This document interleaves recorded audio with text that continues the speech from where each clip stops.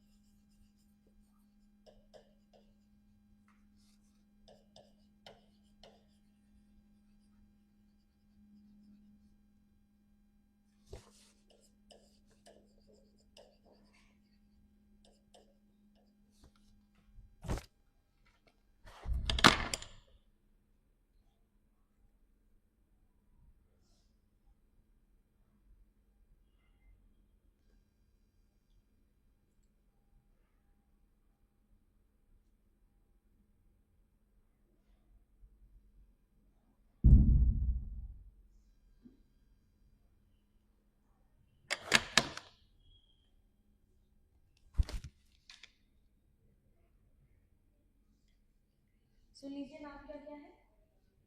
ये स्लेस्विक, Holstein, Hanover, बार्डेन, else's, Bavaria, Saxony और सबसे बड़ा राज्य पूरी जर्मनी का रशिया। ठीक है, अब इसके आउटलाइंस पर यहाँ पर एक और जगह है हैनोवर के पास, ओल्डनबर्ग।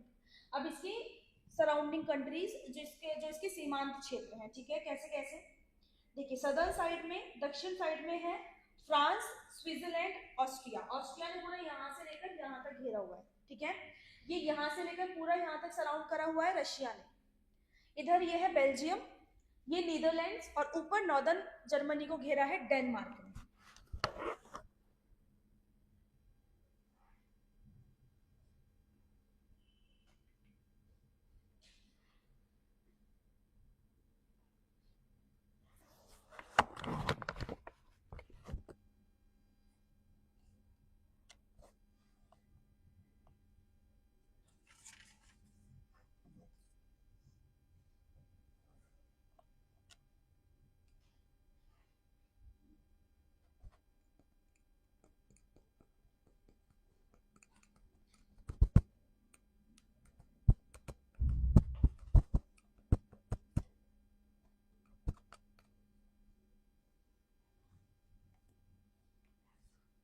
बना लिया।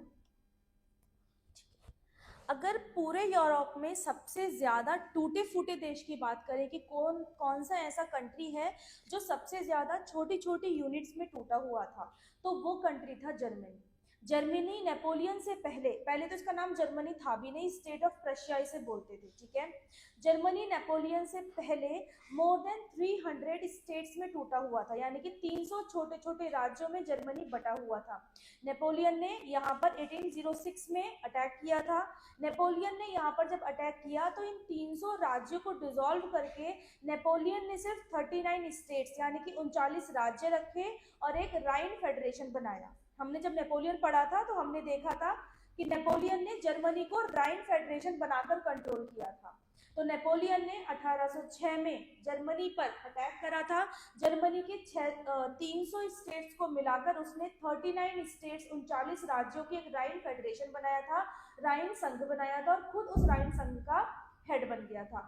जिस तरीके से नेपोलियन यहाँ पर काम करता था, नेपोलियन यहाँ पर 1814 तक उसका नियंत्रण रहा राइन फेडरेशन पर, ठीक है। जिस तरीके से नेपोलियन यहाँ पर काम करता था वो तरीके बिल्कुल सेम थे इटली जैसे, कि पूरे के पूरे जर्मनी स्टेट पर सेम तरीके से ही कानूनी व्यवस्थाएं, सेम तरीके से ही जो भी लॉज रूल्स ट्रांसपोर्ट रोड जो भी डेवलपमेंट है पूरी जर्मनी पर, भले से ये अलग अलग 39 राज्य थे 39 स्टेट्स थे, लेकिन नेपोलियन इन्हें डेवलप जो करता था वो समान रूप से करता था, एक साथ करता था। लोगों के मन में वही नेपोलियन के खिलाफ नेशनलिज्म की फीलिंग थी कि नेपोलियन दूसरा व्यक्ति है, दूसरे देश से आया हुआ है और हम पर रूल या रेगुलेशन करने का इसको कोई हक नहीं है। तो लोगों के अंदर नेशनलिज्म की फीलिंग नेपोलियन के समय से ही जन्म ले रही थी, लेकिन वही यूनिफिकेशन हो पाता, जर्मनी जुड़कर एक राज्य एक देश बन पाता, उससे पहले ही नेपोलियन का डिक्लाइन हो जाता है और हो जाती है वियना कॉन्फ्रेंस, जिसकी वजह से इटली टूटा। तो ये जो राज्य जो है ये पूरे 38 स्टेट हमने इसमें नहीं बनाए हैं, हमने वो बनाए हैं जो हमारे लिए यूजफुल है, जिनका नाम हम पढ़ेंगे, ठीक है। तो जर्मनी यूनिफाई होने के लिए शुरू से ही चाहता था। जर्मनी के जो छोटे छोटे राजा थे जो इन अलग अलग राज्यों में बैठते थे, इनके मन में भी यूनिफिकेशन की भावना थी। जर्मनी पर कोई भी देश ने आकर कब्जा नहीं किया था, जर्मनी पर ऑस्ट्रिया का कब्जा बाह्य रूप से था। देखिए वियना कॉन्फ्रेंस होती है 1815 में, ठीक है। जर्मनी के लोग यूनिफाई होना चाहते थे, जर्मनी के लोग एकीकृत होना चाहते थे, लेकिन एकीकृत हो पाते उससे पहले ही वियना कॉन्फ्रेंस में और ज्यादा उन पर अधिकार कर लिया गया। वियना कॉन्फ्रेंस हुई, वियना कॉन्फ्रेंस से राइन फेडरेशन का जो फ्रांस ने कब्जा कर रखा था, फ्रांस को राइन फेडरेशन से बाहर कर दिया जाता है। उसके बाद राइन फेडरेशन का जो हेड बन गया वो ऑस्ट्रिया बन गया। अब भले से ही डायरेक्टली ऑस्ट्रिया जर्मनी आकर नहीं रहा, लेकिन ऑस्ट्रिया जब राइन फेडरेशन का हेड बन गया तो बाहरी रूप से ऑस्ट्रिया ने कंप्लीटली जर्मनी पर कब्जा करके रखा हुआ था। और क्या क्या होता है राइन फेडरेशन में, ये जो आप नॉर्दर्न स्टेट्स देख रहे हैं हॉल्स्टीन और स्लेस्विक, ऊपर सबसे ये स्लेस्विक और हॉल्स्टीन, इन दोनों राज्यों में जर्मन पॉपुलेशन थी, यानी कि आबादी जो थी वो जर्मन थी, लेकिन फिर भी इसके बावजूद भी इन दोनों राज्यों को वियना कॉन्फ्रेंस के द्वारा डेनमार्क को दे दिया गया था। ये जो सदर्न जर्मनी है, सदर्न जर्मनी जो दक्षिण वाले इलाके हैं बवेरिया बार्डेन सैक्सोनी वगैरह, इन क्षेत्रों को फ्रांस को दिया नहीं गया था, फ्रांस पर इनका एक्सटर्नल कंट्रोल मेंटेन रखा था। क्यों रखा, जब वियना कॉन्फ्रेंस में हर वो निर्णय फ्रांस के खिलाफ लिया जा रहा था तो जर्मनी के दक्षिण वाले इलाकों को इन्होंने फ्रांस को क्यों दिया। देखिए वियना कॉन्फ्रेंस के द्वारा वियना में जो बैठे थे, जो वियना कॉन्फ्रेंस में जो देश बैठे थे, उनकी दुश्मनी फ्रांस से नहीं थी, उनकी दुश्मनी नेपोलियन से थी, ठीक है।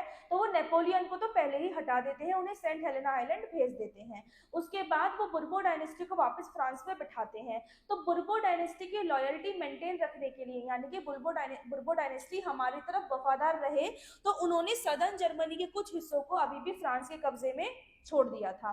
तो ये था जर्मनी 1815 में जब वियना कॉन्फ्रेंस के द्वारा राइन फेडरेशन को अपने कब्जे में ले लिया। ये जो 39 राज्य हैं, 39 स्टेट्स हैं, इन पर इनडायरेक्टली कंट्रोल ऑस्ट्रिया का बन गया। पूरे की पूरी जर्मनी को ऑस्ट्रिया ने कब्जा कर रखा है, एक्सेप्ट होल्स्टीन और स्लेस्विग और होल्स्टीन के अलावा पूरी जर्मनी पर ऑस्ट्रिया का बाहर नियंत्रण है।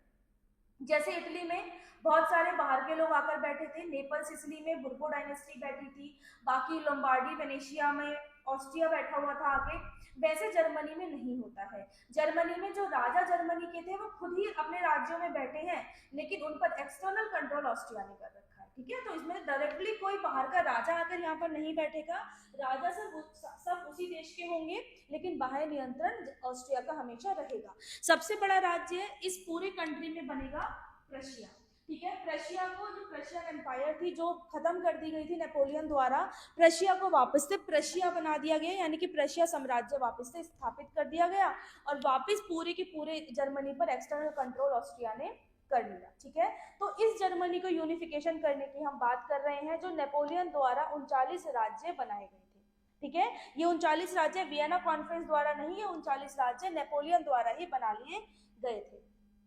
इसके बाद क्या होता है, अगर पूरे यूरोप के मैप पे बात करें तो सबसे ज्यादा विभाजित जो देश है, वो सबसे ज्यादा विभाजित देश जर्मनी है, ठीक है। ये है जर्मनी का मैप। जर्मनी के मैप में यही हमने बनाया है, जैसे जैसे देखिए, जो इस बीच में आपको लाइट पिंक कलर दिख रहा है, हल्का शेड पिंक, वो पूरा प्रशिया है। East Prussia, West Prussia, Central Prussia, ये ऑल्डेनबर्ग, होल्स्टीन, श्लेस्विग, ये डेनमार्क को दे दिया गया, हैनोवर, और उसके बाद बवेरिया, सेक्सोनी, एल्सेस, ये France, Switzerland, Austrian empire, Russian empire, ये पूरा मैप ये जर्मनी का है, जिस जर्मनी के हम यूनिफिकेशन की बात करेंगे। जर्मनी का यूनिफिकेशन भी उसी साल कंप्लीट होता है जिस साल इटली का यूनिफिकेशन कंप्लीट होता है। किस साल कंप्लीट हुआ इटली का यूनिफिकेशन? 1871। 1871 में यूरोप के नक्शे पर दो देश निकलकर बाहर आते हैं, एक बना इटली और एक बनेगा जर्मनी, ठीक है। तो अगर हम इंटरनली डिवाइडेड कंट्री की बात करें, यानी कि आंतरिक रूप से विभाजित देश की बात करें, तो पूरे यूरोप के नक्शे पर सबसे ज्यादा जो विभाजित था वो जर्मनी था। जर्मनी में 300 से भी ज्यादा छोटे छोटे राज्य थे। नेपोलियन ने जर्मनी पर अटैक करा, इन 300 राज्यों के अस्तित्व को खत्म किया और एक 39 स्टेट्स का राइन फेडरेशन बना दिया। ये नेपोलियन द्वारा किया गया था, ठीक है, और खुद इस फेडरेशन का हेड बन गया, ठीक है। इसके बाद क्या होता है, वो नेपोलियन जब 39 स्टेट्स बनाता है, इन स्टेट्स में समान रूप से व्यवस्थाएं चलाता है। मानिए स्टेट्स पॉलिटिकली अलग अलग थे, पर इन पे जो रूल्स चलेंगे, जो मेजरमेंट सिस्टम चलेगा, जो डेवलपमेंट सिस्टम चलेगा, वो नेपोलियन द्वारा समान रखा गया।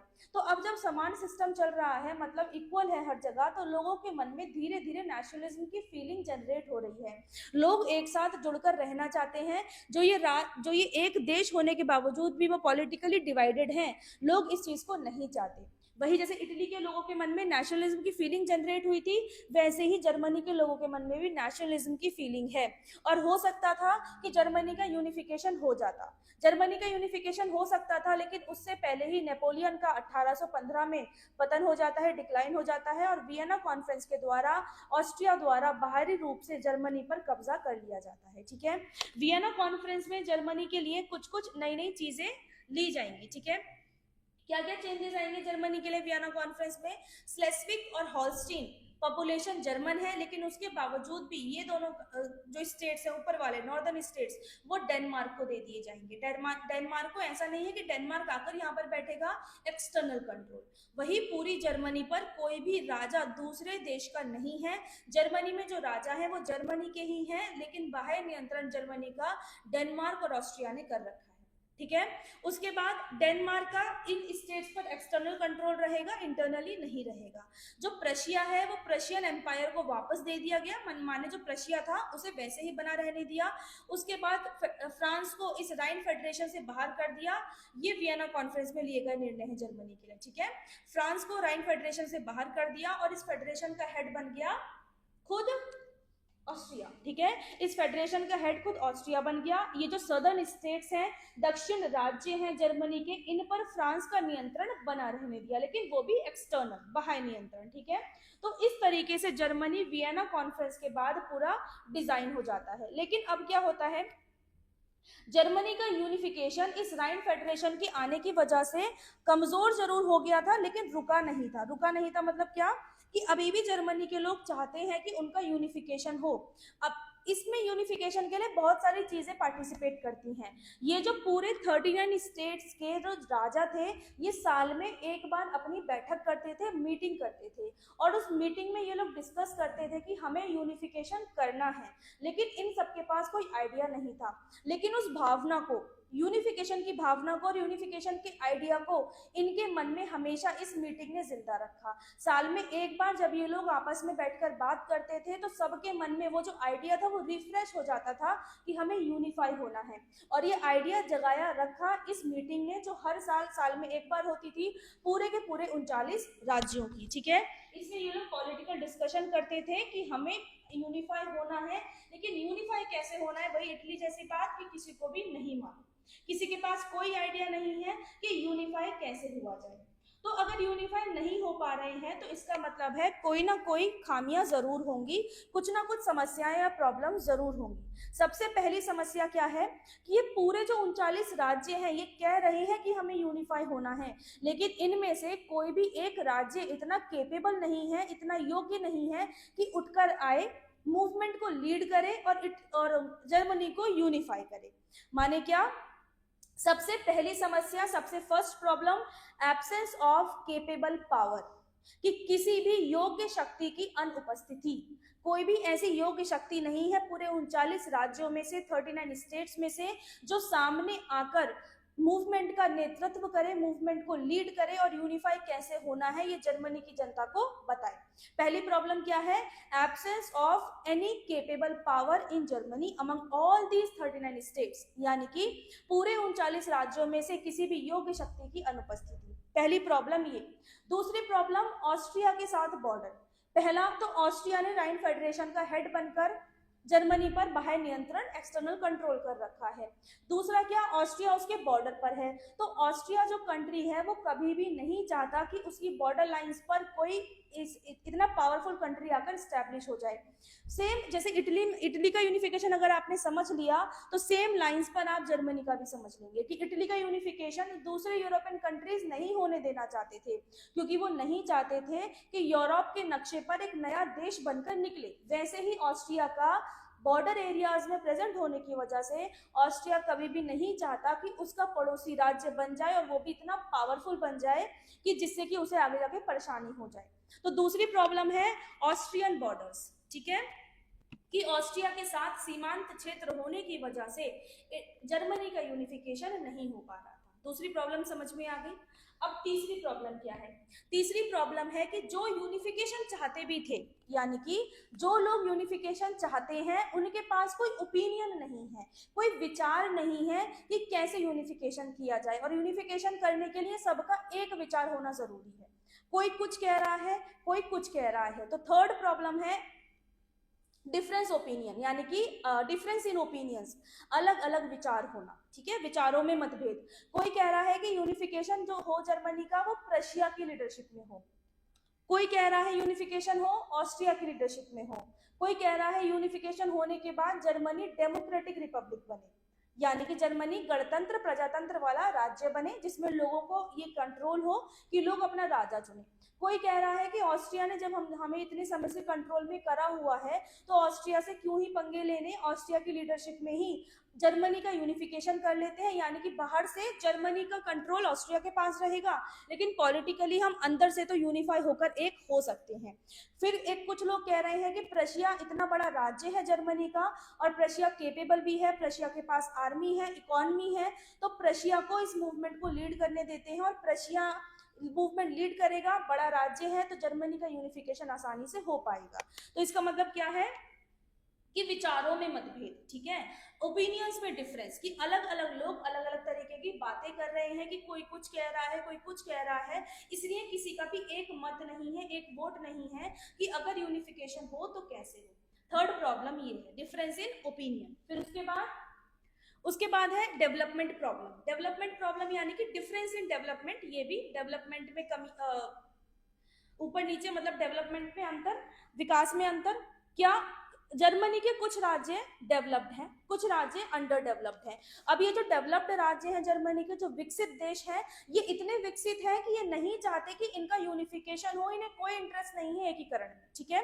ये चाहते हैं कि हमारा जैसा चल रहा है हम उसमें खुश हैं, हम एकीकरण करने में कोई इंटरेस्टेड नहीं है। जो अंडर डेवलप्ड राज्य हैं वो ये बोलते हैं कि हमारा एकीकरण होना, एकीकृत होना, यूनिफाई होना जरूरी है, क्योंकि यूनिफिकेशन ना होने की वजह से हम डेवलप नहीं हो पा रहे हैं, क्योंकि दूसरी कंट्रीज ने हमारे ऊपर कंट्रोल करके रखा हुआ है। हम ना इकोनॉमिकली डेवलप हो पा रहे हैं, ना इंटेलेक्चुअली डेवलप हो पा रहे हैं, ना तो हमारे पास एजुकेशन आ रही है, ना हमारे पास पैसा आ रहा है। तो जर्मनी के डेवलपमेंट में फर्क, कुछ डेवलप्ड राज्य यूनिफिकेशन में इंटरेस्टेड नहीं है, वहीं अंडर डेवलप्ड राज्य, अविकसित देश, प्रदेश जो हैं जर्मनी के, वो यूनिफिकेशन चाहते हैं।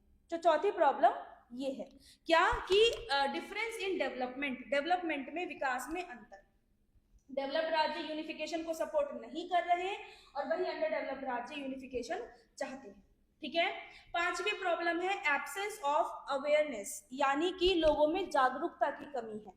एब्सेंस ऑफ अवेयरनेस, लोग अभी जागरूक नहीं हैं, लोग इतने ज्यादा तैयार नहीं हैं यूनिफिकेशन के लिए, क्योंकि उनको मालूम ही नहीं है कि यूनिफिकेशन अगर होगा तो उनके लिए क्या फायदा हो सकता है, ठीक है। तो पांचवी प्रॉब्लम है जागरूकता की कमी, ठीक है, कि लोगों में अभी जागरूकता और चाहत दोनों ही नहीं है। चाह क्या कि जर्मनी का यूनिफिकेशन हो, मासेस अभी इतनी अवेयर नहीं है, अभी इतनी जागरूक नहीं है। तो ये हुई जर्मनी के यूनिफिकेशन की पांचवी प्रॉब्लम। तो पूरी 5 प्रॉब्लम्स में से सबसे पहली है किसी भी योग्य शक्ति का अनुपस्थित होना, absence of any capable power in Germany.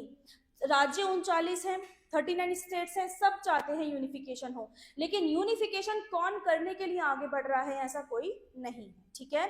फिर क्या है दूसरी प्रॉब्लम, बॉर्डर, हाँ, बॉर्डर डिस्प्यूट्स, की ऑस्ट्रिया बॉर्डर एरियाज में है, ऑस्ट्रियन बॉर्डर होने की वजह से ऑस्ट्रिया कभी भी ये नहीं चाहता कि उसके किनारे पर कोई एक मजबूत देश निकलकर बाहर आए और कल को उसके डेवलपमेंट में कोई परेशानी खड़ी करे। तीसरी क्या है, डिफरेंट ओपिनियंस, यानी कि अलग अलग विचारों में अंतर। कोई कह रहा है कि हमारा यूनिफिकेशन ऑस्ट्रिया के बलबूते पर हो जाए, कोई कह रहा है प्रशिया आकर यूनिफिकेशन कर ले, और कोई कह रहा है कि अगर यूनिफिकेशन हो तो जर्मनी रिपब्लिक देश बने, ठीक है। चौथा क्या है, डेवलपमेंट में डिफरेंस, यानी कि विकास में अंतर। जो डेवलप्ड राज्य हैं वो यूनिफिकेशन को सपोर्ट नहीं कर रहे, और जो अंडर डेवलप्ड राज्य हैं, जो अविकसित प्रदेश हैं जर्मनी के, वो यूनिफिकेशन को यानी कि एकीकरण को सपोर्ट कर रहे हैं। अब जब एक साथ पूरा देश मिलेगा नहीं तो यूनिफिकेशन कैसे होगा। अब आधे अलग बटे हुए हैं, आधे अलग बटे हुए हैं, तो ऐसे तो एक नहीं हो सकते, सबको एक होने के लिए तो एटलीस्ट एक होना पड़ेगा, ठीक है। पांचवी प्रॉब्लम क्या है कि अवेयरनेस की कमी, ठीक है, एब्सेंस ऑफ अवेयरनेस, यानी कि लोगों में जागरूकता में कमी है। अभी लोग इतने जागरूक नहीं हुए हैं कि उन्हें यूनिफाई होना है। मतलब वही है कि अभी अंदर आग नहीं लगी है यूनिफिकेशन की, कि अभी लोगों ने पहचाना नहीं है कि अगर वो एकीकृत हो गए, अगर वो यूनिफाई हो गए तो उनके लिए क्या फायदा क्या नुकसान है, ठीक है। तो पांचवी प्रॉब्लम है अवेयरनेस की कमी। देखिए ये तो था कुछ वर्ग, कुछ प्रॉब्लम्स होने के साथ साथ कुछ अच्छाइयां भी होती हैं। तो कुछ पॉजिटिव पॉइंट्स भी जर्मनी में लगातार चल रहे थे, जो जर्मनी को जोड़ने का काम कर रहे थे। माने क्या, वही हर सोसाइटी, हर समाज एक जैसा होता है, समाज में कुछ कुरीतियां चल रही होती हैं तो कुछ उन कुरीतियों के खिलाफ खड़े होने वाले लोग भी होते हैं, ठीक है। जहां जर्मनी में ये सारी प्रॉब्लम्स थी, वहीं जर्मनी के पास कुछ सकारात्मक कारण भी थे, कुछ पॉजिटिव पॉइंट्स भी थे, जो जर्मनी का यूनिफिकेशन करना चाहते थे। सबसे पहला जो चीज चल रही थी जर्मनी में वो था जर्मनी का इंटेलेक्चुअल मूवमेंट, यानी कि बौद्धिक आंदोलन। ये इंटेलेक्चुअल मूवमेंट क्या था, देखिए जर्मनी में एक यूनिवर्सिटी है, यूनिवर्सिटी का नाम है जीनिया यूनिवर्सिटी, ठीक है, जिनेवा नहीं है, जीनिया है। जीनिया यूनिवर्सिटी जर्मनी की है।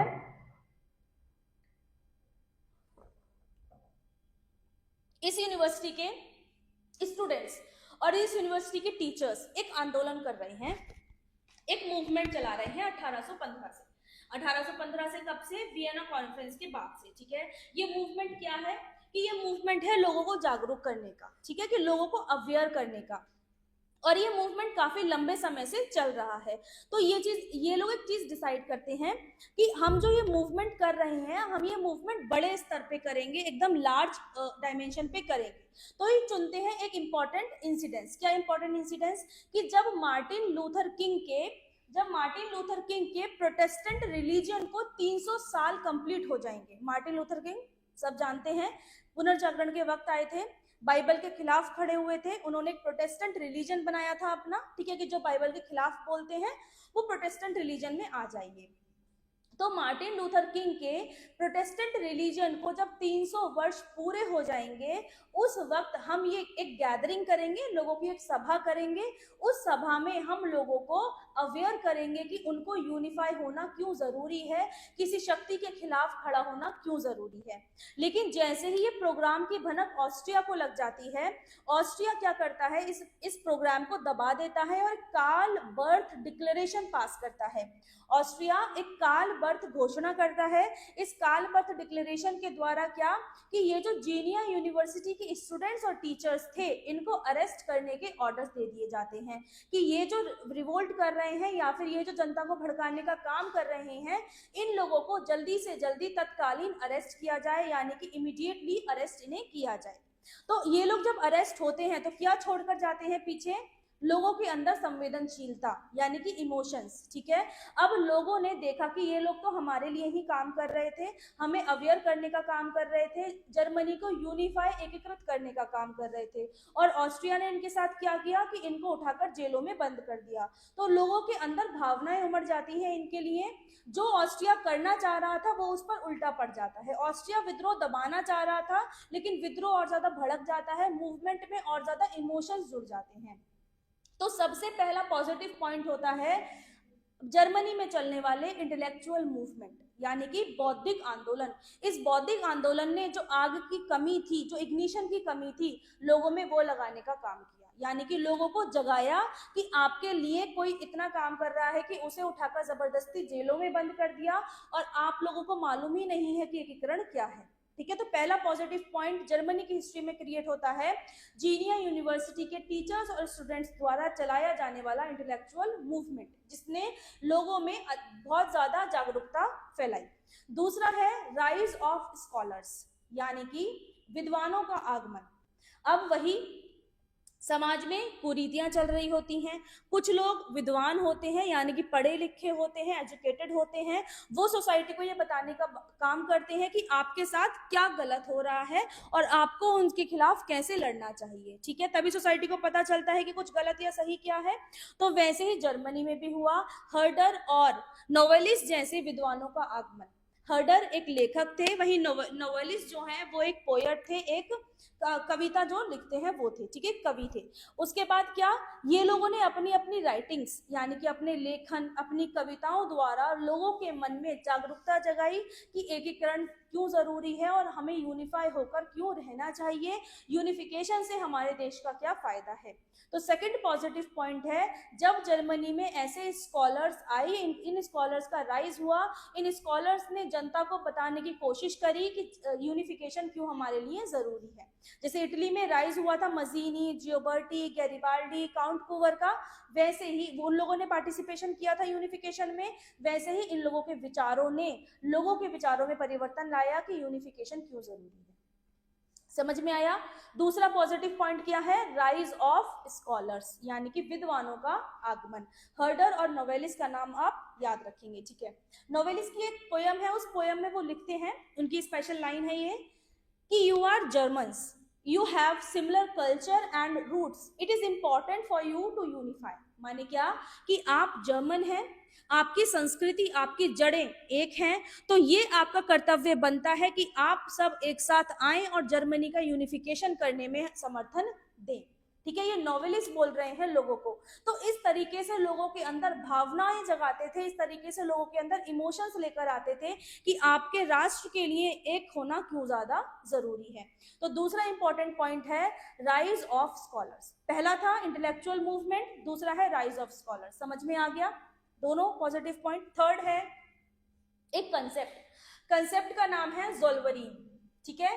ये मोस्ट इंपॉर्टेंट पॉइंट है जर्मनी के यूनिफिकेशन में, ज़ोल्वरीन कंसेप्ट का आना। ये ज़ोल्वरीन एक इकोनॉमी का कंसेप्ट है। इसका मतलब क्या है? पहली बात तो ये किसके द्वारा दिया गया, ठीक है। थर्ड पॉइंट पढ़ रहे हैं हम, जर्मनी के यूनिफिकेशन में पॉजिटिव पॉइंट, ज़ोल्वरीन कंसेप्ट का आना। ये ज़ोल्वरीन कंसेप्ट एक जर्मन इकोनॉमिस्ट द्वारा दिया गया था, नाम है उनका फ्रेडरिक लिस्ट, ठीक है। फ्रेडरिक लिस्ट ने ज़ोल्वरीन कंसेप्ट दिया। इस कंसेप्ट द्वारा क्या है, बेसिकली ये संधि है, ठीक है। ये संधि है बिटवीन प्रशिया एंड स्विट्जरलैंड। ये दो स्टेट्स हैं जर्मनी के, प्रशिया एंड स्विट्जरलैंड के बीच में 1815 में हुई ये संधि थी। इस संधि के अनुसार क्या था कि जो ट्रेड माने जो व्यापार प्रशिया और स्विट्जरलैंड के बीच में होता है वो ट्रेड होगा टैक्स फ्री, यानी कि कर मुक्त ट्रेड। समझ आया? ज़ोल्वरीन इकोनॉमी का एक कंसेप्ट है, ये एक संधि है between the Prussia and the Switzerland. 1815 में साइन करी गई ये संधि थी, जब नेपोलियन का डिक्लाइन हो गया था, मतलब वियना कॉन्फ्रेंस के बाद। इस संधि के द्वारा जर्मनी का एक राज्य प्रशिया है, जर्मनी का दूसरा राज्य स्विट्जरलैंड है। संधि देने वाले हैं जर्मन इकोनॉमिस्ट फ्रेडरिक लिस्ट। इसके अनुसार प्रशिया और स्विट्जरलैंड आपस में जो व्यापार करते हैं वो व्यापार पे किसी भी तरीके का एक दूसरे देश जो होते हैं टैक्स नहीं लगाएंगे। टैक्स क्या होता है? अब देखिए, प्रशिया ने अपना कोई सामान स्विट्जरलैंड भेजा तो स्विट्जरलैंड प्रशिया के सामान पे इंपोर्ट ड्यूटी लगा सकता है अपने देश में, ठीक है।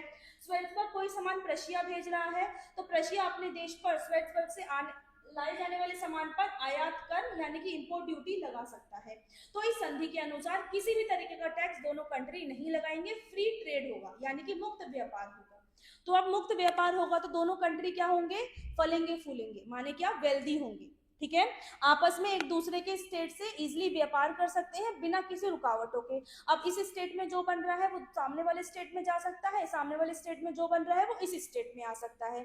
महंगा व्यापार हो जाता है, उस पर कर जब लगा दिए जाते हैं, इंपोर्ट ड्यूटीज जब लगा दी जाती हैं। अब ज़ोल्वरीन कंसेप्ट के द्वारा दोनों ने ये साइन किया है कि ना हम आप पर टैक्स लगाएंगे ना आप हम पर टैक्स लगाएंगे। तो ये शुरुआत हुई प्रशिया और स्विट्जरलैंड से। समझ में आ गया ज़ोल्वरीन कंसेप्ट क्या है? बस टैक्स फ्री ट्रेड, यानी कि कर मुक्त व्यापार, ठीक है। तो जब दूसरे 39 स्टेट्स ने ये देखा, अब तो 37 बचे, जब 37 स्टेट्स ने ये देखा कि हमारे अलावा ये जब प्रशिया और स्विट्जरलैंड ने ये संधि साइन करी तो ये लोग इकोनॉमिकली यूनिफाई हो गए, माने क्या? आर्थिक रूप से इनका एकीकरण हो गया। आर्थिक रूप से यूनिफाई हुए या नहीं हुए? हुए ना, कि जो आपस में सीमाओं ने तोड़ रखा था वो इकोनॉमी ने जोड़ दिया, माने वो आर्थिक व्यवस्था ने आपस में उन लोगों को जोड़ दिया कि उनके एक दूसरे के देश में व्यापार करने से कोई भी उन पर बंदिश नहीं है, कोई उन पर रोक नहीं है, और ये लोग वेल्दी भी हो रहे हैं, इनका व्यापार भी बढ़ रहा है, इनकी इकोनॉमी भी बढ़ रही है। तो बाकी सारे जो राज्य थे उन्होंने अपने अपने राजाओं पर दबाव बनाना शुरू करा कि हमें भी ये ज़ोल्वरीन कॉन्सेप्ट साइन करना है और आप भी संधियां करना शुरू कीजिए। तो 39 स्टेट्स में से 34 स्टेट्स, 34 राज्य इस ज़ोल्वरीन कॉन्सेप्ट को साइन करते हैं, और ज़ोल्वरीन एग्रीमेंट साइन करने के बाद ये जो राज्य हैं ये हो जाते हैं इकोनॉमिकली यूनिफाई। इकोनॉमिकली यूनिफाई यानी कि आर्थिक रूप से एकीकृत। अब जब व्यापार करा जाता है तो अलग अलग पार्टीज के बीच में, तो व्यापार जब एक्सचेंज होता है तो उसके साथ साथ एक्सचेंज ऑफ आइडियाज भी होते हैं, यानी कि विचारों का भी आदान प्रदान होता है कि हम क्या सोच रहे हैं हम सामने वाले को बताएंगे बातचीत के दौरान, और सामने वाला क्या सोच रहा है वो हमें बताएगा। तो आपस में लोगों के बीच में नेशनलिज्म की फीलिंग का भी आदान प्रदान हुआ। लोगों के आपस में क्या हुआ? राष्ट्रवाद की फीलिंग भी एक जगह से दूसरी जगह जाने लगी। लोगों के अंदर जो यूनिफिकेशन की भावना थी वो भी वो आपस में एक दूसरे के साथ शेयर करने लगे। तो ज़ोल्वरीन कंसेप्ट ने राष्ट्रवाद की भावना को जगाने का काम किया। लोग जो इकोनॉमिकली यूनिफाई हुए थे अब वो अपने राजाओं पर पॉलिटिकली यूनिफाई होने का दबाव बनाएंगे कि हम राजनीतिक रूप से भी एकीकृत होना चाहते हैं, ठीक है। तो तीसरा इंपॉर्टेंट पॉइंट है जर्मनी के यूनिफिकेशन में ज़ोल्वरीन कंसेप्ट का आना। अगर ये ज़ोल्वरीन कंसेप्ट नहीं आता लोगों को एकीकृत होने की भावना का नहीं मालूम पड़ता, क्योंकि जब वो आर्थिक रूप से एकीकृत हुए तो उन्हें पता चला कि अगर हम साथ मिलकर काम करेंगे बिना किसी पर रोक टोक लगाए, रोक टोक माने कर लगाए, टैक्स लगाए, तो हमारी वेल्थनेस या फिर हमारी जो वेल्थ होगी वो कितनी ज्यादा बढ़ेगी।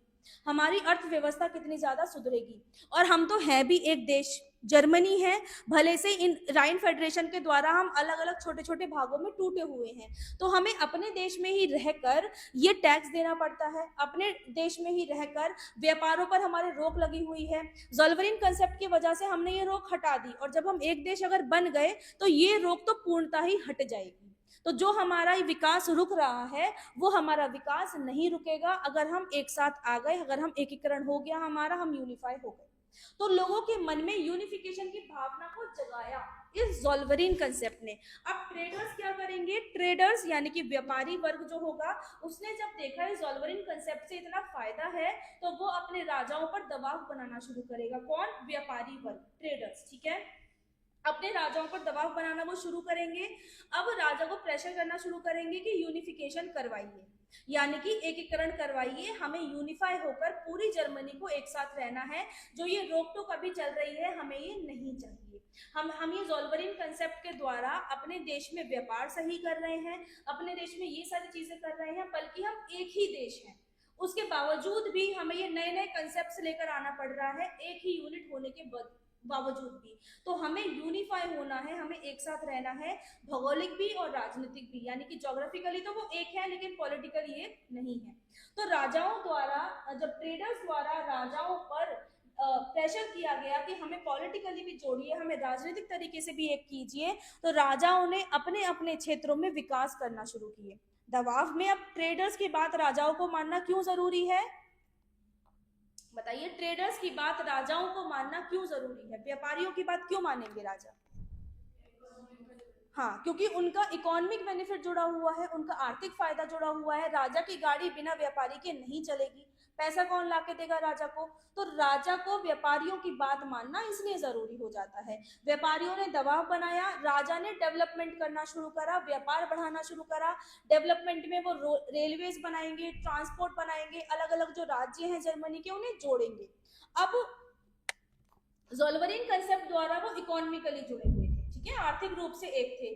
अब ये रेलवे, ट्रांसपोर्ट ये बनाने के बाद जो सीमाओं ने इन्हें बांध रखा था, अब एक जगह से व्यक्ति दूसरी जगह जा सकता है। अब ये लोग पॉलिटिकली जुड़ेंगे, ठीक है। ये सीमाएं होने के बावजूद भी इन राज्यों को जब इस तरीके से जोड़ा गया, तो ये राज्य अब राजनीतिक रूप से भी एकीकृत होने की तरफ बढ़ेंगे, यानी कि पॉलिटिकली यूनिफाई होने की इनके अंदर भावना आएगी। जब एक दूसरे से मिलेंगे तो फीलिंग्स जनरेट होती हैं लोगों के बीच में, लोगों को पता चलता है कि ये हमारा ही देश है लेकिन हमसे इतना अलग है, ठीक है, कि दूसरी शक्तियां यहाँ पर उपस्थित हैं, इसलिए हम अपने देश में भी अपने जैसे बनकर नहीं रह पा रहे। तो राजाओं द्वारा ये डेवलपमेंट करने से, और डेवलपमेंट हुआ क्यों? ज़ोल्वरिन कंसेप्ट की वजह से। ज़ोल्वरिन कंसेप्ट की वजह से जब ट्रेडर्स को फायदा हुआ, उन्होंने अपने राजाओं पर दबाव बनाया कि ट्रेड को इंक्रीज करने के लिए, व्यापार को बढ़ाने के लिए आपको डेवलपमेंट करनी चाहिए, आपको यूनिफिकेशन करना चाहिए जितना भी आपसे बन सके। तो राजाओं ने ट्रांसपोर्ट बढ़ाया, राजाओं ने रेलवेज बनाई एक जगह से दूसरी जगह कनेक्ट करने के लिए। जब एक जगह से दूसरी जगह कनेक्ट करने के लिए रेलगाड़ियां आई, रेलवेज आई, तो लोगों ने भी कनेक्ट करना शुरू करा, ठीक है, लोगों ने भी आपस में जुड़ना शुरू करा। तो जो ज़ोल्वरिन कंसेप्ट ने इकोनॉमिकली यूनिफाई किया था, उसके द्वारा ही लोगों को पॉलिटिकली बाउंड्रीज भी तोड़कर उनको यूनिफाई करने के लिए प्रेरित किया गया, या फिर उनके अंदर भावनाएं जागी, ठीक है। तो तीसरा इंपॉर्टेंट कंसेप्ट है यूनिफिकेशन के लिए ज़ोल्वरिन कंसेप्ट का आना। अगर ज़ोल्वरिन कंसेप्ट नहीं आता, लोगों को इकोनॉमिकली यूनिफिकेशन के बारे में नहीं पता चलता कि अगर हम आर्थिक रूप से एक होंगे तो हमारा विकास कितने अच्छे से हो सकता है, हमारा डेवलपमेंट कितने अच्छे से हो सकता है। समझ आई? तो लोगों को एकीकृत होने का, लोगों को यूनिफाई होने की भावना जनरेट करी ज़ोल्वरिन कंसेप्ट ने। अब चौथा पॉइंट आता है 1848 के रिवोल्ट्स, ठीक है। 1848 के रिवोल्ट्स यानी कि यही वो, ये भी मान लीजिए कि यही वो एक चीज है जिसकी वजह से जर्मनी के यूनिफिकेशन को एक नई दिशा मिली, जिसकी वजह से जो जर्मनी का यूनिफिकेशन करेगा उसका राइज होगा। इटली का यूनिफिकेशन करने पे किसका राइज हुआ था, बताइए, इटली के यूनिफिकेशन के लिए कौन आगे आया था? काउंटी कूवर या कैवोर। उनको क्या क्या ऐसा चीज मिल गई थी जो वो इटली का यूनिफिकेशन कर पाए? प्राइम मिनिस्टर बन गए थे। कैसे बने थे? इलेक्शन से। वो कैसे आए थे? इलेक्शंस कैसे आए थे इटली में?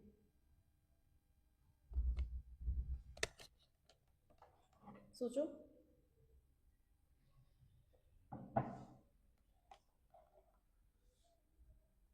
कैसे आए थे इलेक्शन इटली में? इटली में भी रिवोल्ट तो हुए थे, राजाओं के ऊपर दबाव बनाया गया था, राजाओं ने रिफॉर्म्स करे थे, उन रिफॉर्म्स के द्वारा राजाओं ने लोगों को मौलिक अधिकार दिए, डेमोक्रेटिक राइट्स दिए, पॉलिटिकल राइट्स दिए, राजनीतिक व्यवस्था सही करी, माने क्या, प्रजातंत्र स्टैब्लिश किया, यानी कि रिपब्लिक सिस्टम स्टैब्लिश किया, डेमोक्रेटिक सिस्टम स्टैब्लिश किया।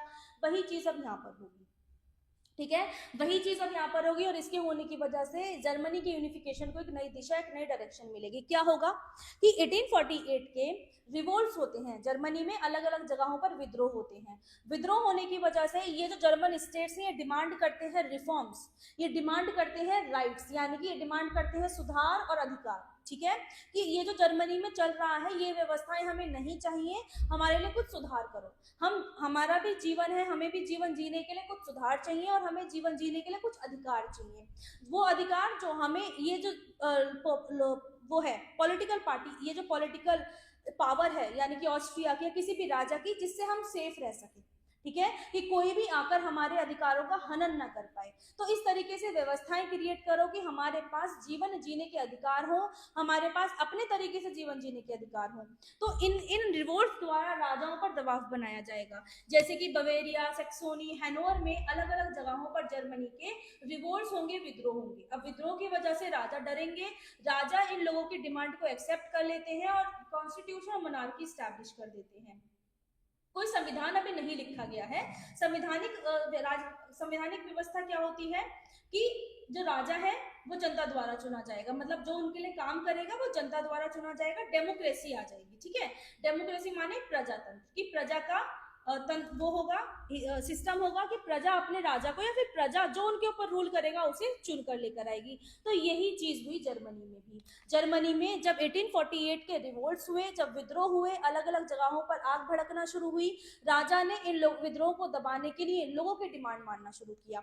देखिए इस वक्त ऑस्ट्रिया क्यों नहीं आ रहा है, क्योंकि ऑस्ट्रिया का एक्सटर्नल कंट्रोल है, ठीक है।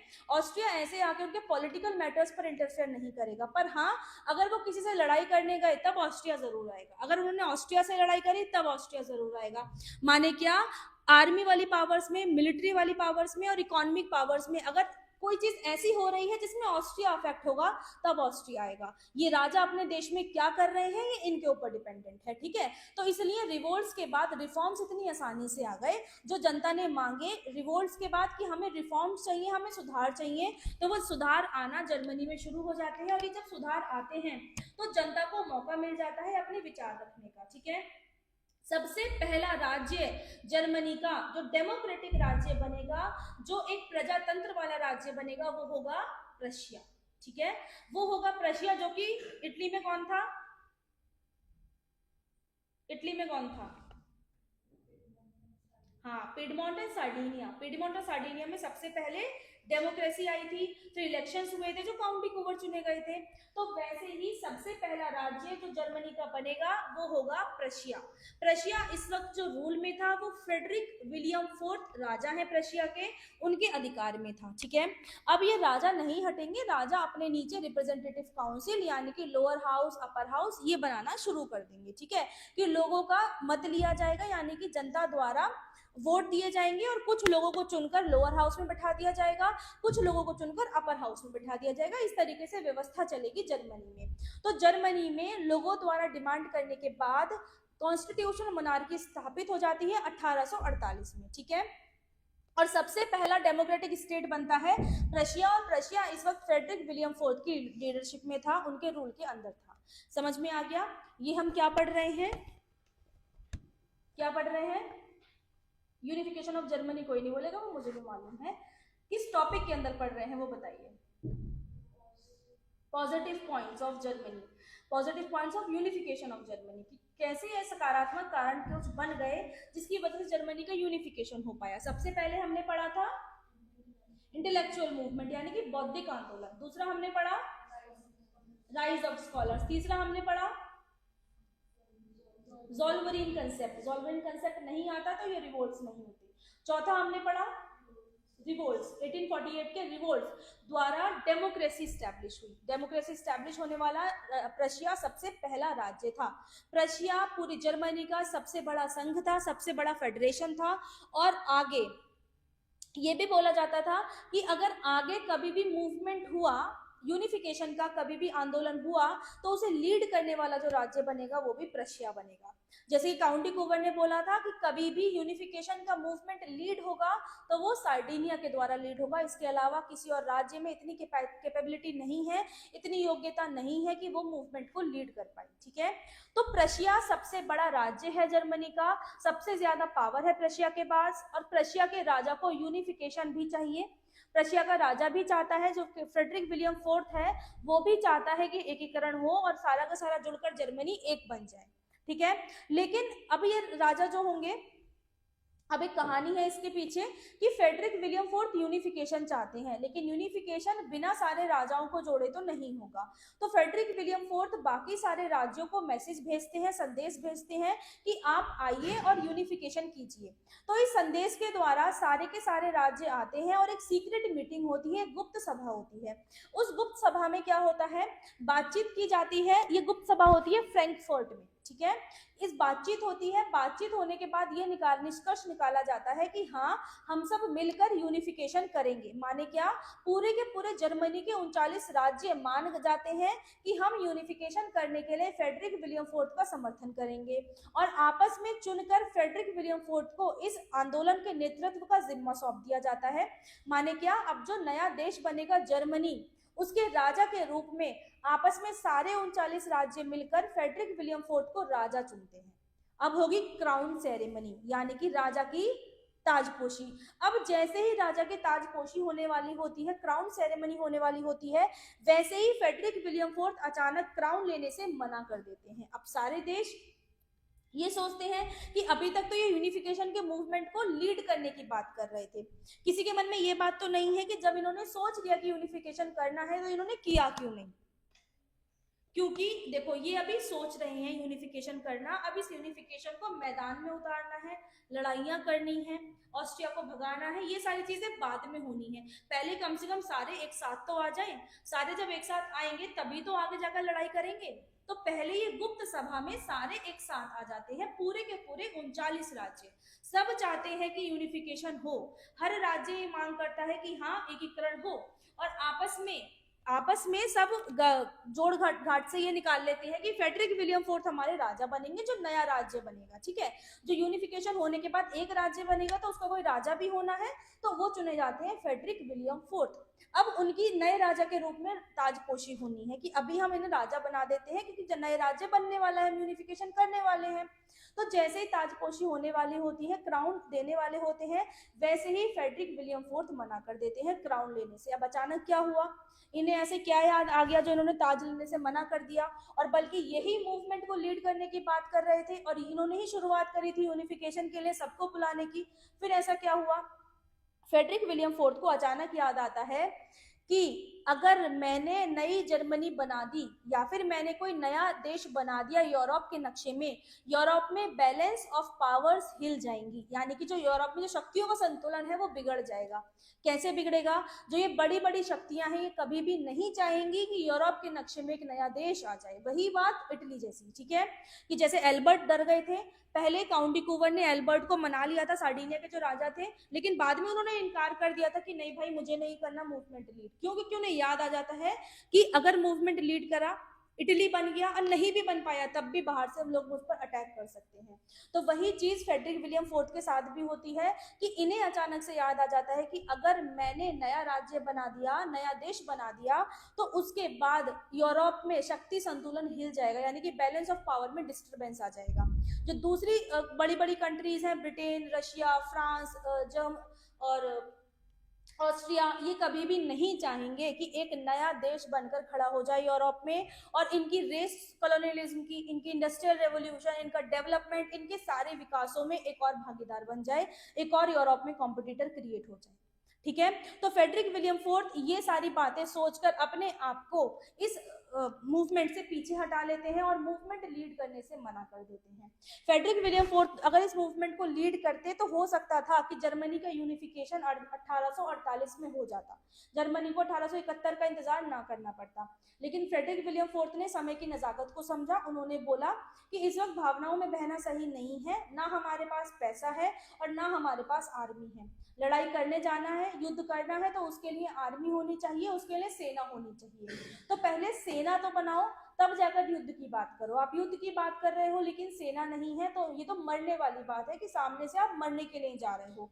तो ये यूनिफिकेशन कोई फायदा नहीं होगा। अभी तो ऑस्ट्रिया बाहर से बैठा है, बाद में अगर हमने कुछ भी काम करा तो ऑस्ट्रिया हमारे घर में आकर भी बैठ सकता है। तो फ्रेडरिक विलियम फोर्थ यूनिफिकेशन को 1848 में रोक देते हैं, आगे नहीं बढ़ते। ठीक है, तो सबसे पहला, लेकिन डेमोक्रेटिक स्टेट तो बन गया था। हमारे लिए पॉजिटिव पॉइंट में क्या आया कि प्रशिया का डेमोक्रेटिक स्टेट बन जाना। डेमोक्रेटिक स्टेट जब बन जाएगा तो लोगों के पास पावर आ जाएगी, लोग अपना मत दे सकते हैं, लोग अपने वोटिंग दे सकते हैं कि हमें किसे अपने प्रतिनिधित्व के रूप में देखना है। अब वो डेमोक्रेटिक स्टेट कैसे फायदा करेगा आप अभी थोड़ी देर में देखेंगे। ठीक है, अभी देखिए अब क्या होता है, फ्रेडरिक विलियम फोर्थ की थोड़े समय बाद मृत्यु हो जाती है। इनके बाद इनके बेटे का नाम है विलियम फर्स्ट। ठीक है, इनके सन रूलर बनते हैं, आगे नेतृत्व करते हैं किसका, कौन सा स्टेट है, प्रशिया का। ठीक है, तो फ्रेडरिक विलियम फोर्थ के बाद उनके बेटे विलियम फर्स्ट प्रशिया के रूलर बनते हैं, मतलब राजा बनते हैं। विलियम फर्स्ट जो है वो जवान व्यक्ति है, फ्रेडरिक विलियम फोर्थ एक बूढ़े व्यक्ति थे, और बूढ़ा व्यक्ति एक्सपीरियंस के हिसाब से सोचता है, भावनाओं में बहकर नहीं सोचता। ठीक है, वहीं एक जो नौजवान होगा, यंग होगा, आपकी तरह आप एक्सपीरियंस बाद में लगाएंगे, पहले आर पार वाली सिचुएशन देखेंगे।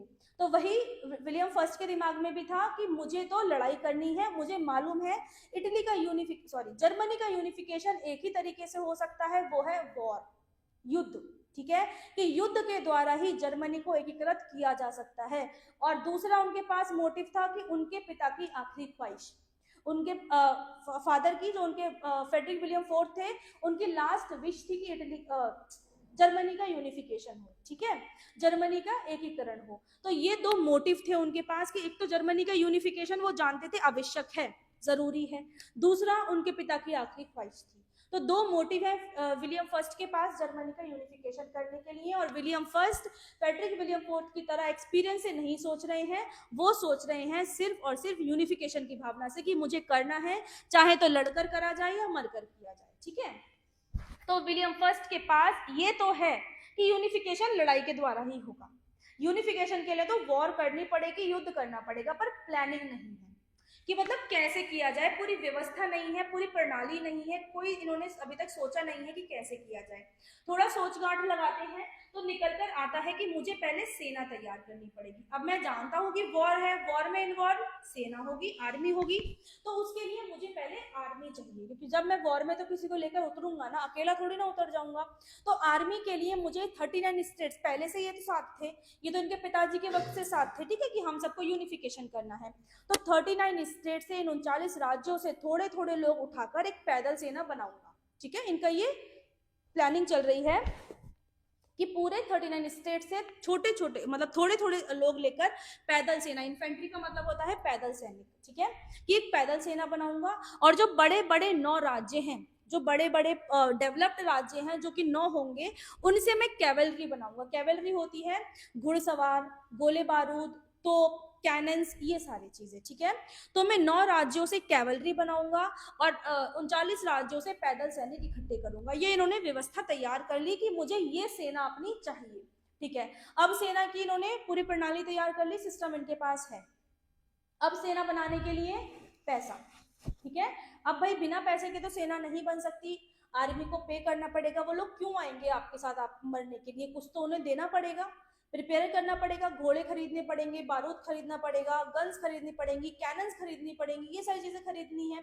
तो अब इन्हें पैसा चाहिए। अब अगर ये डिक्टेटर कंट्री होता, अगर ये मतलब प्रशिया, ये प्रशिया के राजा हैं। ठीक है, अगर प्रशिया डिक्टेटर कंट्री होता, यानी कि तानाशाह राज्य होता, तो राजा खुद अपना बजट पास करते और खजाने से पैसा निकाल लेते। ठीक है, लेकिन प्रशिया बन गया है डेमोक्रेटिक कंट्री। प्रशिया में राजा इतना ज्यादा पावरफुल अब नहीं है। राजा कर सकता है जो वो चाहे, लेकिन उसको पैसे के लिए रिप्रेजेंटेटिव काउंसिल से परमिशन लेनी पड़ेगी, यानी कि लोअर हाउस अपर हाउस की परमिशन उन्हें चाहिए। तो वो ये बजट का प्रस्ताव अपने लोअर हाउस में भेजते हैं, अपने रिप्रेजेंटेटिव काउंसिल में भेजते हैं, ठीक है। रिप्रेजेंटेटिव काउंसिल में जब ये बजट भेजते हैं तो रिप्रेजेंटेटिव काउंसिल में जो लोग हैं वो लिबरल लोग हैं, यानी कि उनके जो ख्याल है वो उदारवादी है, ठीक है, खुली सोच के वो लोग हैं, वो लड़ाई झगड़े में ज्यादा इन्वॉल्व नहीं है। उनके अनुसार तो उनके देश में रिफॉर्म्स हो गए, उनके देश में सुधार हो गए, बस इतना ही काफी है, हमें यूनिफिकेशन नहीं करना। तो जब ये सेना का बजट प्रपोजल, यानी कि सेना का ये जो बजट प्रस्ताव रिप्रेजेंटेटिव काउंसिल के सामने जाता है, उसमें से भी लोअर हाउस के सामने, यानी कि निम्न सदन के सामने पहले जाता है, तो निम्न सदन ये बोलता है, ठीक है, कि प्रशिया इज सेफ। देखो मैंने इज इसलिए लगाया है क्योंकि उस वक्त की मैं लाइन लिख रही हूँ कि उन्होंने क्या बोला, ठीक है। उन्होंने बोला प्रशिया सुरक्षित है, प्रशिया पर कोई भी अटैक नहीं करेगा, और हमें किसी भी तरह, हम इकोनॉमिकली डेवलप भी हैं, यानी कि आर्थिक रूप से भी हम विकसित हैं, हमें किसी भी तरीके की आर्मी की आवश्यकता नहीं है, और अगर हमने आर्मी रखी तो आर्मी को मैनेज करने के लिए, आर्मी को नियंत्रित करने के लिए हमें लोगों पर टैक्स बढ़ाना पड़ेगा, क्योंकि वहीं से तो पैसा आएगा, और लोगों पर अगर टैक्स बढ़ाया तो लोग गवर्नमेंट की तरफ अपना गुस्सा दिखाएंगे, या फिर गवर्नमेंट की पॉपुलैरिटी लोगों के बीच में समाप्त हो जाएगी। ये कहना था रिप्रेजेंटेटिव काउंसिल का। रिप्रेजेंटेटिव काउंसिल यानी कि लोअर हाउस, वो ये बोल रहे हैं कि हमें किसी भी तरीके की लड़ाई की आवश्यकता नहीं है, किसी भी तरीके की आर्मी की आवश्यकता नहीं है, क्योंकि आर्मी बनाने के लिए आप जो पैसा हमसे मांग रहे हैं ये हमारी जेबों में नहीं है, ये हमें जनता से ही लेकर आना पड़ेगा। इसके लिए हमें जनता को परेशान करना पड़ेगा और जनता पर हमें टैक्स बढ़ाना पड़ेगा, और जैसे ही आपने जनता पर टैक्स बढ़ाया, जनता गवर्नमेंट के सरकार के खिलाफ हो जाएगी, ठीक है। तो रिप्रेजेंटेटिव काउंसिल ये बोलकर विलियम फर्स्ट के बजट प्रपोजल को रिजेक्ट कर देती है। विलियम फर्स्ट का बजट प्रपोजल पास नहीं होता, लेकिन वो अड़े हुए हैं कि मुझे तो यूनिफिकेशन करना है, मैं नहीं जानता कैसे होगा। विलियम फर्स्ट गुस्से में रिप्रेजेंटेटिव काउंसिल को डिसॉल्व कर देते हैं कि जब तुम मेरे काम ही नहीं आओगे तो मुझे तुम्हारी जरूरत नहीं है, ठीक है। रिप्रेजेंटेटिव काउंसिल को डिसॉल्व कर देते हैं, समाप्त कर देते हैं, खत्म कर देते हैं। दोबारा इलेक्शन होते हैं, बदकिस्मती विलियम फर्स्ट की, ठीक है। विलियम फर्स्ट की बदकिस्मती क्या कि दोबारा लिबरल्स जीतते हैं, दोबारा लोअर हाउस में वो दोबारा आकर बैठ जाते हैं। बेचारे दोबारा विलियम फर्स्ट प्रपोजल भेजते हैं, वो फिर से प्रपोजल रिजेक्ट कर देते हैं, ठीक है। कि विलियम फर्स्ट ने क्या करा, जब फर्स्ट लोअर हाउस ने उनका बजट पास नहीं करा, उन्होंने गुस्से में लोअर हाउस को डिसॉल्व कर दिया, सदन को समाप्त कर दिया। लेकिन दोबारा इलेक्शन हुए, अब सदन में कोई नहीं है, इलेक्शन तो दोबारा होने हैं, दोबारा इलेक्शन हुए, वही पार्टी दोबारा जीत गई, उन्होंने सेम बात बोली, उन्होंने सेम तरीके से रिजेक्ट कर दिया। तो विलियम फर्स्ट को सेकेंड टाइम भी कोई भी वो नहीं मिली, यानी कि सक्सेस नहीं मिली। लेकिन वही नौजवान है, दिमाग में बात अटकी हुई है कि यूनिफिकेशन करना है, प्लानिंग मेरे पास है कि वॉर होगी, और वॉर के लिए आर्मी है, और आर्मी बनाने के लिए पैसा चाहिए।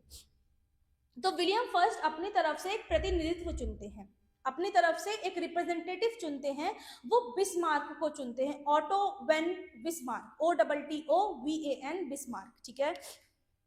ये बिस्मार्क कौन है, ये बिस्मार्क बनेंगे अब आर्किटेक्चर ऑफ जर्मनी। काउंट डिकूवर थे आर्किटेक्चर ऑफ इटली, वही ये बिस्मार्क अपनी कूटनीति से, अपनी अलग अलग नीतियों से बनेंगे आर्किटेक्चर ऑफ जर्मनी, यानी कि ये देंगे अब जर्मनी को जन्म। बिस्मार्क को विलियम फर्स्ट के द्वारा चांसलर बना दिया जाता है। बिस्मार्क के सामने सबसे बड़ी प्रॉब्लम है कि पैसा लेकर आना है लोअर हाउस से, निम्न सदन से हमें पैसा चाहिए। बिस्मार्क क्या करते हैं, विलियम फर्स्ट को एक योजना बताते हैं कि आप ऐसा कीजिए कि आपके पास दो सदन हैं, एक लोअर हाउस, एक अपर हाउस। लोअर हाउस में जितने भी लोग हैं सारे चुने हुए जाते हैं, आपका उस पर कोई नियंत्रण नहीं है कि जनता जिसे चुनेगी वो लोअर हाउस में बैठेगा। लेकिन एक अपर हाउस भी है, अपर हाउस पर आपका नियंत्रण है, उसमें नॉमिनेटेड लोग भी होते हैं, उसमें इलेक्टेड लोग भी होते हैं, यानी कि उसमें मनोनीत भी हैं, उसमें चुने हुए भी हैं। आप ऐसा कीजिए, मनोनीत ज्यादा कर दीजिए, यानी कि नॉमिनेटेड लोग ज्यादा कर दीजिए अपनी तरफ से जो आपकी साइड से होंगे, और इलेक्टेड कम कर दीजिए। बात कर रहे हैं अपर हाउस की, आपने ये कर दिया। अब बिस्मार्क क्या करेंगे, बजट प्रपोजल अपर हाउस में भिजवा देंगे सीधा। अब कॉन्स्टिट्यूशनल मोनार्की भले से ही है पर इतनी ज्यादा प्यूरिफाइड नहीं है, माने क्या इतनी ज्यादा व्यवस्थित नहीं है। अभी अभी कॉन्स्टिट्यूशन से उन्होंने रिप्रेजेंटेटिव काउंसिल बनाई है, उन्होंने ये नहीं सोचा कि लोअर हाउस और अपर हाउस दोनों की स्वीकृति चाहिए होगी मनी बिल में या कोई भी बजट प्रपोजल पास करने में। तो बिस्मार्क इस लूप होल का फायदा उठाते हैं, ठीक है। वो विलियम फर्स्ट को बोलते हैं कि आप अपर हाउस में अपने लोग बढ़ा दो, सीधा का सीधा बजट लोअर हाउस में भेजो ही मत, अपर हाउस में भेजो।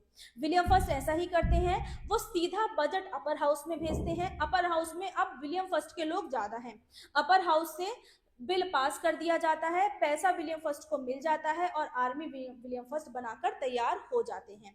इसमें बिस्मार्क के बारे में ये बोला जाता है कि बिस्मार्क ने अपने मंसूबे कामयाब करने के लिए कॉन्स्टिट्यूशनल प्रोविजन को ब्रीच किया, यानी कि जो संवैधानिक प्रणाली है उसे तोड़ा, ठीक है। लेकिन बिस्मार्क के अनुसार ये संवैधानिक प्रणाली अगर नहीं टूटती तो जर्मनी का कभी यूनिफिकेशन नहीं होता, ठीक है। अगर संवैधानिक प्रणाली के हिसाब से मैं चलता रहता तो जर्मनी के यूनिफिकेशन के लिए जिस सेना की मेरे को जरूरत है वो सेना मैं कभी भी नहीं बना पाता। तो बिस्मार्क की संवैधानिक प्रणाली जो टूटना है इसे हिस्टोरियंस गलत नहीं बताते, ठीक है। इसे वो सही बताते हैं कि जो जर्मनी बना वो जर्मनी कभी भी नहीं बनता अगर बिस्मार्क ये वाला दिमाग नहीं लगाते, ठीक है। क्योंकि पैसा नहीं मिलता विलियम फर्स्ट को, और विलियम फर्स्ट को पैसा नहीं मिलता तो प्रशिया कभी भी आर्मी इकट्ठी नहीं कर पाता। और बिस्मार्क को ये भी मालूम था कि हमारे अलावा, माने प्रशिया के अलावा कोई और राज्य पूरे जर्मनी में ऐसा नहीं है कि जो यूनिफिकेशन को लीड कर पाए। जैसे काउंट डिकोवर जानते थे कि कोई भी पैंतरा लगाना पड़े मूवमेंट लीड सार्डिनिया को ही करना चाहिए, क्योंकि सार्डिनिया ही मजबूत है, सार्डिनिया के पास ही वो पावर है जो कल को अगर किसी ने हम पर बाहर से अटैक करा तो हमें बचाया जाएगा। वही चीज बिस्मार्क भी जानते थे कि अगर कल को मूवमेंट होगा, माने आंदोलन चलेगा यूनिफिकेशन का, अगर युद्ध होगा तो उस युद्ध का नेतृत्व प्रशिया ही कर पाएगा। प्रशिया के अलावा कोई और राज्य इतना सक्षम नहीं है, इतना केपेबल नहीं है जो इस मूवमेंट को, इस आंदोलन को नेतृत्व उसका कर पाए, लीडरशिप कर पाए, ठीक है। तो बिस्मार्क को मालूम था आर्मी बनाना आवश्यक है और आर्मी बनाने के लिए पैसा चाहिए, पैसा ऐसे नहीं आएगा, कुछ और तरीका निकालना पड़ेगा। तो बिस्मार्क के इस कॉन्स्टिट्यूशनल प्रोविजन तोड़ने की वजह से विलियम फर्स्ट को पैसा मिल जाता है और विलियम फर्स्ट आर्मी बनाकर तैयार कर लेते हैं, ठीक है। बिस्मार्क के बारे में बोला जाता है कि बिस्मार्क एक फार साइटेड पर्सन थे, यानी कि दूर दृष्टि वाले व्यक्ति थे। ये दूर का सोचते थे, अगर ये सोचते कि अगर मैं लोअर हाउस में नहीं भेजूंगा तो लोअर हाउस मेरे खिलाफ हो जाएगा, मुझ पर विद्रोह हो जाएंगे, ये हो जाएगा, वो हो जाएगा, तो कभी भी जर्मनी का यूनिफिकेशन नहीं हो पाता। उन्होंने तत्कालीन परिस्थितियों को नहीं सोचा, उन्होंने दूर की परिस्थितियों को सोचा कि अगर आज मैंने ऐसा कोई काम नहीं करा तो शायद जर्मनी का यूनिफिकेशन कभी भी ना हो पाए। तो बिस्मार्क के बारे में बोला जाता है कि बिस्मार्क एक फार साइटेड पर्सन थे, दूरदृष्टि ये रखते थे और ये जानते थे कि जर्मनी के अलावा ऐसा कोई भी राज्य नहीं है जो जर्मनी का प्रशिया के अलावा ऐसा कोई भी राज्य नहीं है जो जर्मनी का यूनिफिकेशन कर पाए, जो जर्मनी का एकीकरण कंप्लीट कर पाए, ठीक है। तो इसलिए उन्होंने, और बिस्मार्क की एक पॉलिसी है, बिस्मार्क सीधी सीधी उनकी पॉलिसी होगी लड़ाई की पॉलिसी, वॉर। उनके अनुसार war is the only option to get the unification. माने क्या कि सिर्फ और सिर्फ लड़ाई ही एक ऐसा विकल्प बचता है जिसकी वजह से एकीकरण हो पाएगा। बिस्मार्क की पॉलिसी है, पॉलिसी का नाम है ब्लड एंड आयरन पॉलिसी, लोह और रक्त पॉलिसी। लोहा कौन? सॉर्ड, तलवार। रक्त क्या? जो तलवार से निकलेगा, ठीक है। तो उनके द्वारा रक्त से ही और आयरन से ही, यानी कि तलवार से लड़कर ही हम जर्मनी का यूनिफिकेशन कर सकते हैं, इसके अलावा कोई और तरीका नहीं है। उधर काउंट कूवर क्या नीति आप लगाते थे? वो लगाते थे कूटनीति, यानी कि डिप्लोमेटिक पॉलिसीज, ठीक है। वो अपनी डिप्लोमेटिक पॉलिसी से इटली का यूनिफिकेशन करना चाहते थे। इटली में इतनी ज्यादा मारकाट हमने नहीं देखी, इटली में इतनी वॉर्स नहीं हुई, लोगों के रेफरेंडम द्वारा चुपचाप जनमत संग्रह से इन्वॉल्व कर लिया गया इटली, और इतना ज्यादा लड़ाइयां नहीं हुई। लेकिन बिस्मार्क हर कहीं अलग अलग देशों से जाकर जानबूझकर युद्ध करेंगे। जानबूझकर युद्ध इसलिए ही ये करेंगे क्योंकि ये नहीं चाहते कि किसी भी शक्ति का ना तो अंदर ना तो बाहर कभी भी जर्मनी पर कंट्रोल आए, ठीक है। बिस्मार्क ऐसी परिस्थितियां खुद बनाएंगे कि जर्मनी इन्वॉल्व हो जाएगा वॉर्स में। बिस्मार्क लड़ाई के खुद तरीके निकालते थे, लड़ाई के लिए खुद लोगों को भड़काते थे आगे से, और आगे से हर देश बिस्मार्क से लड़ाई करेगा और इटली का यूनिफिकेशन बिस्मार्क करते रहेंगे साथ साथ में, ठीक है। तो इटली का इटली ही नहीं ज्यादा अभी दिमाग से। जर्मनी का यूनिफिकेशन करने के लिए रिस्पॉन्सिबल बिस्मार्क, ठीक है। वही Bismarck is the architecture of Germany. अगर बिस्मार्क नहीं होते तो जर्मनी कभी भी जर्मनी नहीं होता, ठीक है। तो ये बिस्मार्क की कूटनीति, बिस्मार्क की ब्लड आयरन पॉलिसी, इनकी वॉर्स, जर्मनी का यूनिफिकेशन हम कल पढ़ेंगे। आज के लिए इतना ही। समझ में आ गया यहाँ तक? प्रॉब्लम्स, पॉजिटिव पॉइंट्स, दो चीजें हमने पढ़ी हैं, दो चीजें आप रिवाइज कीजिएगा। इसके आगे का हम कल कंटिन्यू करेंगे। कोई परेशानी, कोई कंफ्यूजन, दिक्कत? ठीक है, वो तो आपको कभी होती ही नहीं है, पढ़ो तब दिक्कत निकालो, ठीक है।